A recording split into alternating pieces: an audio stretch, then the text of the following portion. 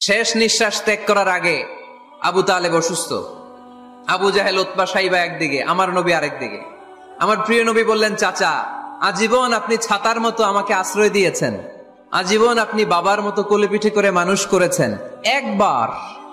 একবার শুধু আমার কানে কানে বলেন লা ইলাহা ইল্লাল্লাহ মুহাম্মাদুর, বাকিটা আমি আল্লাহর সাথে বুঝে নেব।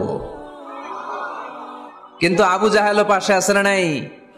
আবু জাহেল কয় না, আবু তালেব খবরদার, আজীবন যে শিরকি ধর্মের উপরে ছিল ওইটার উপরেই থাক, বাপ দাদার ধর্মে চুনকালি মাখিস না। একবার আবু তালেব প্রিয় নবীর নুরানি চেহারার দিকে তাকায়, মনে মনে ভাবে এখনই পড়ে ফেলি কালিমা, মুহাম্মদের আদর্শই আমার আদর্শ বানায় ফেলি। আবার যখন আবু জাহেল, উতবা, সাইবার দিকে তাকায়, মনে মনে ভাবে না, আগের ধর্ম ছাড়তে চাই না।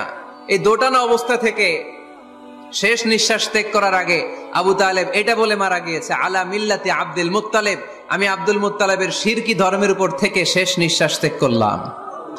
তার মানে আল্লাহর দেয়া বিধান অনুযায়ী সে জান্নাতি না জাহান্নামী?